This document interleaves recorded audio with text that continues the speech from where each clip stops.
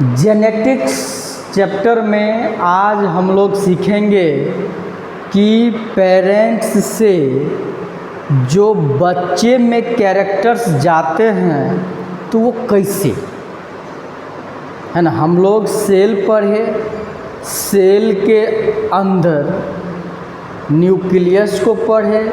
Nucleus में chromosome होता है, स्टडी किए हैं। क्रोमोसोम में डीएनए को स्टडी किए, डीएनए में जीन का स्टडी किए, जीन में 3 बेस पर स्टडी किए।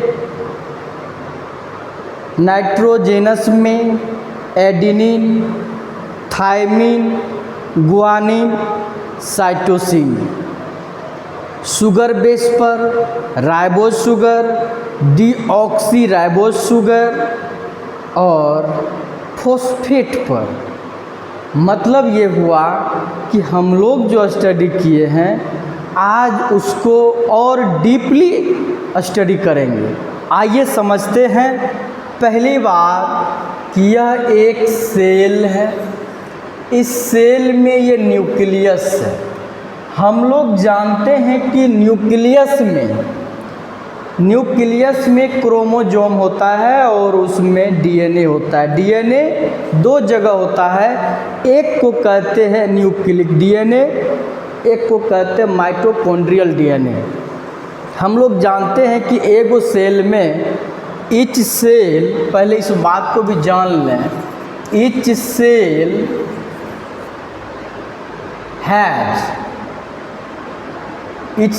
having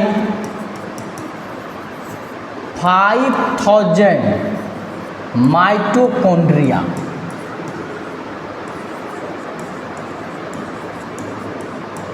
एक सेल में 5000 माइटोकॉन्ड्रिया होता है। याद रहे, 5000 माइटोकॉन्ड्रिया एक सेल के पास होता है।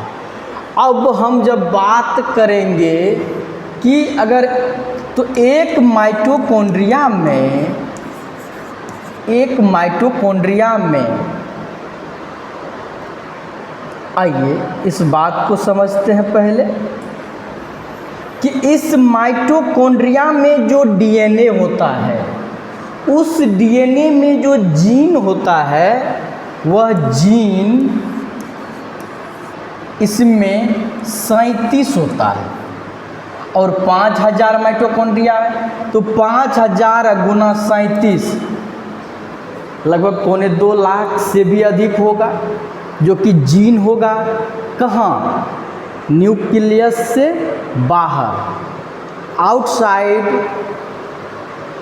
Of the nucleus and inside the cell. Cell के अंदर है लेकिन न्यूक्लियस के बाहर है। समझ रहे हैं ना। तो अभी जो हम बात कर रहे हैं, ये यहाँ जो माइटोकॉन्ड्रिया है, ये माइटोकॉन्ड्रिया ऐसे 5000 माइटोकॉन्ड्रिया मौजूद है न्यूक्लियस के बाहर। इस माइटोकॉन्ड्रिया में जो डीएनए है, तो माइटोकॉन्ड्रियल डीएनए और यहाँ न्यूक्लियस डीएनए है। अब हम इसमें बात करेंगे न्यूक्लियस में। इस बात को समझ रहे हैं। एक और बात जान लीजिए, जो न्यूक्लियस है, इस न्यूक्लियस में जो सेल है, ये न्यूक्लियस है, तो इसमें जो ये क्रोमोसोम है, 2 क्रोमोसोम बना है। अगर ह्यूमन बॉडी की बात हम कर, अभी तो ह्यूमन बॉडी की बात कर रहे हैं, ह्यूमन बॉडी में 46 क्रोमोसोम्स होता है। क्रोमोसोम 46 क्रोमोसोम होता है तो 46 ही डीएनए होता है। अब जानते हैं कि ये 46 क्रोमोसोम होता है और 46 डीएनए होता है, डीऑक्सी राइबोन्यूक्लिक एसिड। इसमें अगर पेयर की बात करें तो 23 है ना, 23 पेयर्स होता है, जोड़ा में होता है। या तो 23 जोड़ा कहेंगे या 46 तो कहेंगे क्रोमोसोम होता है। एक क्रोमोजोम में 600 से 700 जीन होता है, एगो में तो 46 में गुना कर लीजिए। लगभग अगर पूरे सेल की बात करें, इसमें की बात करें, एक सेल के न्यूक्लियस में जीन कितने होंगे, तो 25,000 से लेके 30,000 जीन्स होंगे एक ह्यूमन बॉडी के एक सेल में, ह्यूमन बॉडी के एक सेल में, उसमें भी न्यूक्लियस में। अगर न्यूक्लियस के प्लस और आउटसाइड ऑफ द न्यूक्लियस जोड़ेंगे तो लगभग 2 लाख से अधिक जीन्स प्रेजेंट होंगे। लेकिन वेरी करता है, सेल पर डिपेंड करता है। आपके शरीर में 200 टाइप्स ऑफ सेल है, हाँ, more than 200 types of the cell. मतलब ये हुआ आपके शरीर में 200 से अधिक प्रकार के सेल है। 200 से अधिक प्रकार के सेल से आपका शरीर बॉडी बना हुआ है। अब समझिए कि आपके जिस मसल्स का काम ज़्यादा होता है, उस मसल्स को ऑक्सीजन की ज़्यादा आवश्यकता होती है। उस मसल्स को माइटोकॉन्ड्रिया अधिक होता है, अधिक माइटोकॉन्ड्रिया होगा, अधिक ऑक्सीजन मिलेगा। Mitochondria is the power house of the cell. आ सेल में जब एनर्जी मिलेगा तो शरीर को एनर्जी मिलेगा। Mitochondria is the power house of the cell. और जिस सेल को ज़्यादा ज़रूरत है एनर्जी का, उस सेल को माइटोकॉन्ड्रिया अधिक होती है। और हाँ, याद रखें, आपके शरीर में जो माइटोकॉन्ड्रिया है, ये माइटोकॉन्ड्रिया फादर से नहीं आया है, मदर से आया हुआ है। इसीलिए माँ को देवी शक्ति, आदि शक्ति, शक्ति स्वरूपा कहा गया है। माँ से अब कहिए क्यों माना गया, माँ से ही आया हुआ है। ये मदर से आता है माइटोकॉन्ड्रिया, मदर से आता है माइटोकॉन्ड्रिया। माइटोकॉन्ड्रिया ही सेल को एनर्जी देता है। Mitochondria is the power house of the cell है। माइटोकॉन्ड्रिया से ही सेल को एनर्जी मिलता है। तो माइटोकॉन्ड्रिया ना पावर है, तो जब वही पावर है तो पावर सेल को आया कहाँ से, मदर से। इसीलिए माँ को पावर हाउस माना गया है। चलिए, मतलब क्या कहें, शक्ति माना गया है। तो 25 से 30,000 आपके एगो में है, तो जोड़ लीजिए।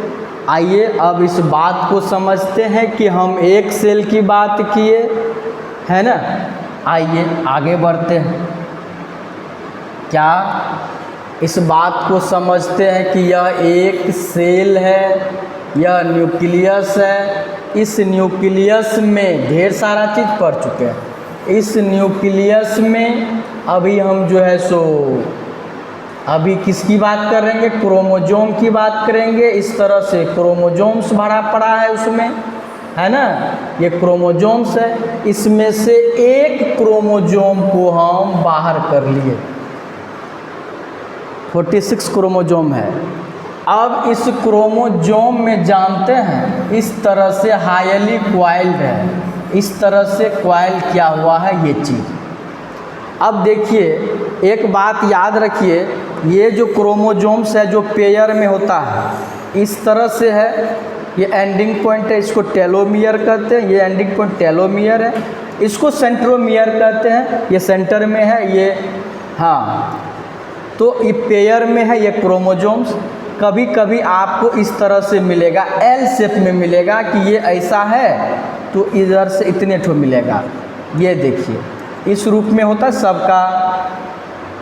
फिर ये तो पिछली क्लास में पढ़ाया गया है, लेकिन इस पर हम अभी नहीं ध्यान देंगे, अभी हम आगे बढ़ेंगे। अब इस क्वाइल की बात है, चूँकि और भी है। अब इससे एक छोटा वाला भी होता है, ऐसा रूप में भी, ऐसा रूप में भी होता है। और एक होता है कि जिसको कि ये होता ही नहीं। आइए अब इस तरह से इस क्वाइल को देखें कि इस तरह से क्वाइल में है ये इस तरह से है। अब ये इसको निकाले बाहर, अब इसको खींचते हैं। जानते हैं खींचेंगे तो इस तरह से दिखेगा ये, और जब बाहर करेंगे तो जानते हैं इसमें क्या होगा, इस तरह से आपको इसमें ये प्रोटीन है, हिस्टोन प्रोटीन है, इस तरह से गया है, ये हिस्टोन प्रोटीन है, फिर इस तरह से गया। अब जानते हैं कि इसका इस लेयर में जो देखेंगे तो इसमें आपको इस तरह से एक और लेयर है, इस तरह से सीढ़ी जैसे है, ये सीढ़ी नुमा है। आइए इसको हम खींच करके आपको पूरी तरह से दिखाने का कोशिश किए हैं। आइए अब हम समझते हैं, ये इधर कर देते, ये तो क्रोमोजोम है, ये क्या है, क्रोमोजोम। ये क्या है, क्रोमोजोम ही है। अब क्रोमोजोम को खींचे हैं, खींच के लाए हैं, तो ये हिस्टोन, ये जो देख रहे हैं ये हिस्टोन प्रोटीन है, ये भी हिस्टोन प्रोटीन है। अब ये बात जो किए हैं यहाँ पर, अब एक बात बताइए, इस तरह से जो किए हैं ये सीढ़ी जैसे है, इसमें जो निकाले हैं जानते हैं ये पूरे डीएनए है। क्या है ये, डीएनए। लेकिन ये जो टुकड़ा देख रहे हैं यहाँ से यहाँ तक, फिर यहाँ से यहाँ तक, फिर यहाँ से यहाँ तक, ये जो देख रहे हैं आप, ये जानते हैं क्या है, ये जो ये देख रहे हैं ये जीन है, इसी को जीन कहते हैं। जीन एक स्मॉलेस्ट यूनिट है जेनेटिक्स का, जीन। यही जीन जो है कैरेक्टर लेके जाता है, ढोता है, पीढ़ी दर पीढ़ी जीन जो है कैरेक्टर ढोने का काम करता है। अब समझिए ये जो ये डीएनए है, डीएनए में ये जीन है। अब सिमटेंगे, अब ये जीन कहाँ है, अब मतलब इस जीन में क्या है, इसमें 3 बेस है। अगर हम जीन की बात करें, आइए फिर से समझते हैं कि इस तरह से क्वाइल था नहीं, यहाँ खींच के लाएंगे, उधर बनाते हैं, इधर खींच के लाएंगे इधर, इस तरह से ये हाईली क्वाइल था। अब इसको जब खींचे हैं इसमें से तो ऐसा बना। अब इसी पर इस तरह से जो है सो आपको ये हिस्टोन बना था, फिर जो है ये हिस्टोन प्रोटीन था। अब जब खींचे हैं इसमें जो है आपको इस तरह से बन रहा है, क्या बन रहा है, इस तरह से ये डीएनए है। ठीक है, इस डीएनए में ये छोटा छोटा पार्ट जो है ये क्या है, ये हिस्टोन, ये तो पता है हिस्टोन प्रोटीन है।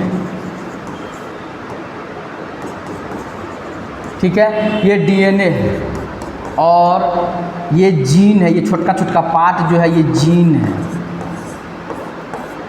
अब समझते हैं कि ये जीन जो है, ये जीन इसमें ये न्यूक्लियोटाइड पर है, इसमें न्यूक्लियोटाइड जो है। अब समझते हैं, अगर इसको खींचें यहाँ इसको, तो जानते हैं इसमें क्या मिलेगा, इस तरह से मिलेगा आपको, इस तरह से। इसको कहेंगे न्यूक्लियोटाइड। क्या कहते हैं इसको, इसको कहेंगे न्यूक्लियोटाइड।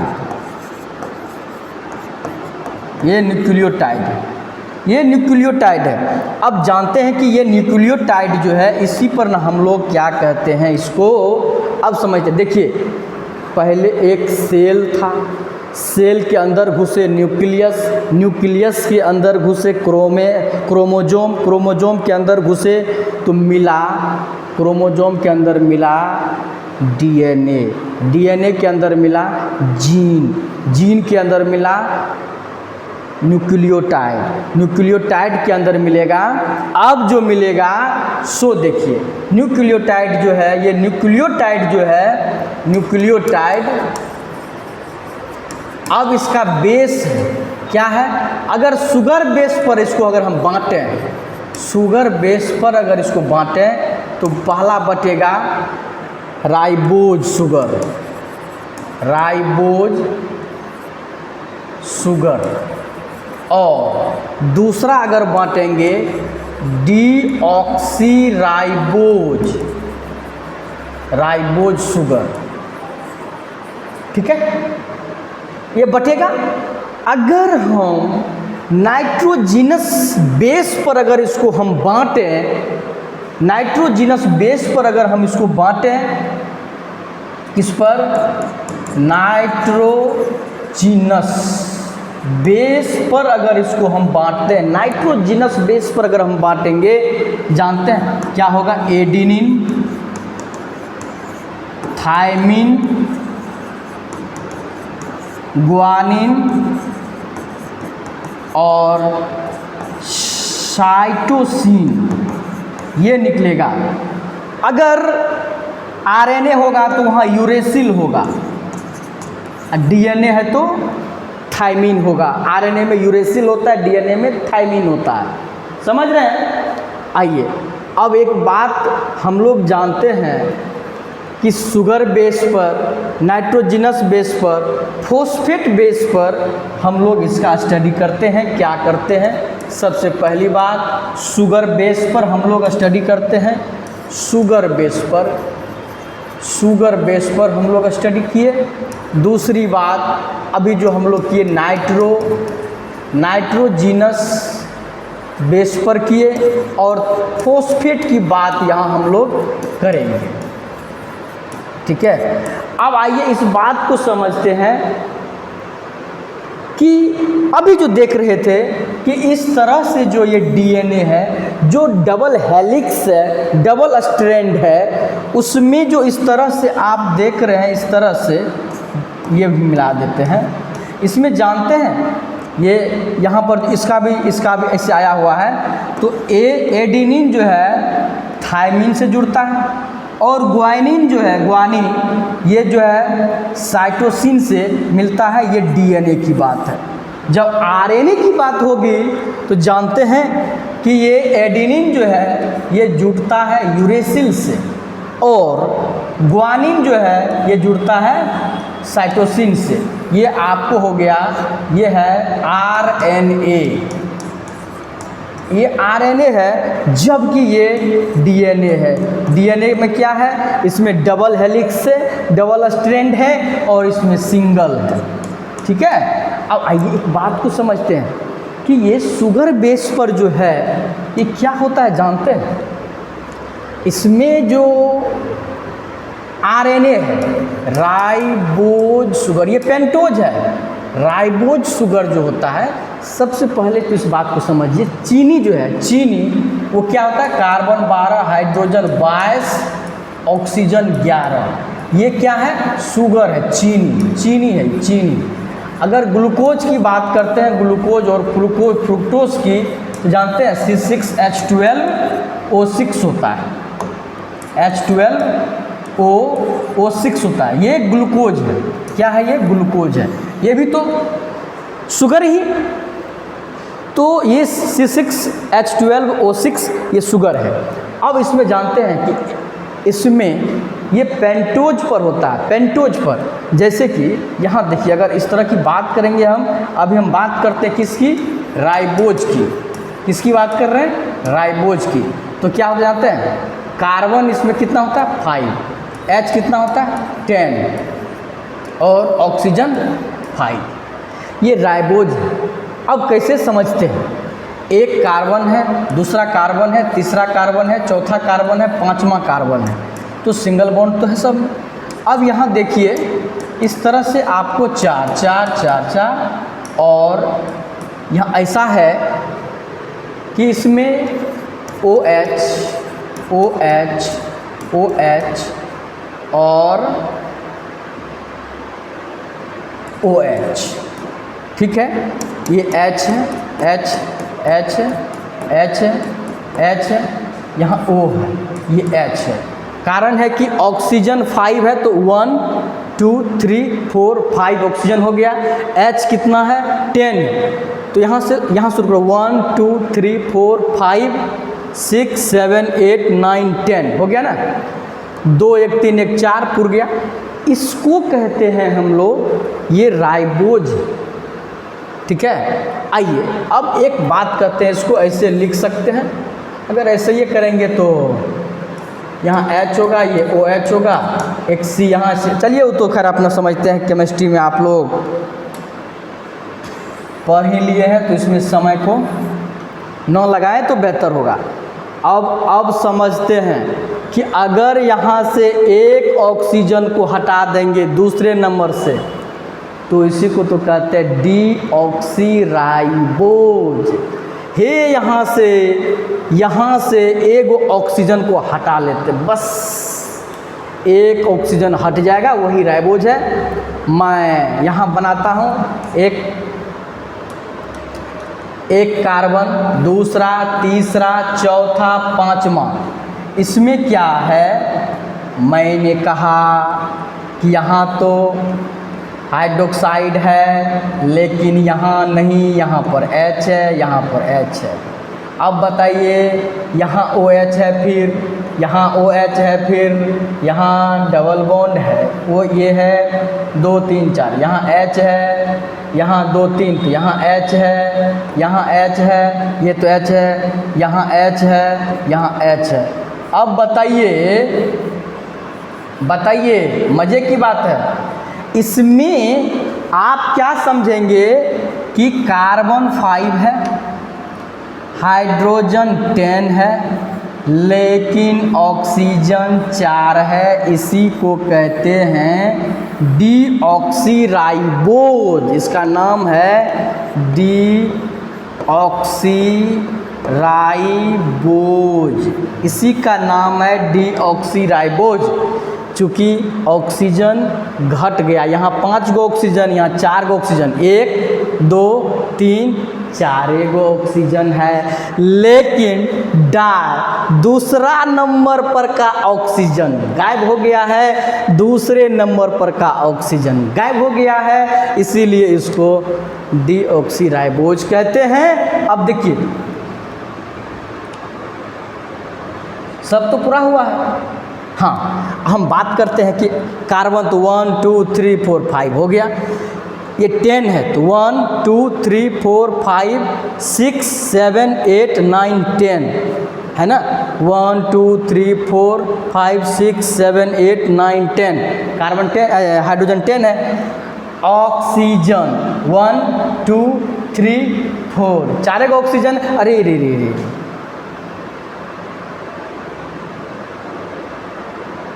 यहाँ मिस्टेक किए है ना,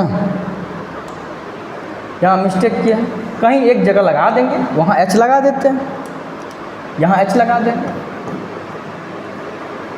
नहीं हुआ, 2 1 3 1 4 होता है, ऊपर नीचे लगा दिए थे, तो यहाँ से कहते 1 2 3 4 5 6 7 8 9 10 हाइड्रोजन है।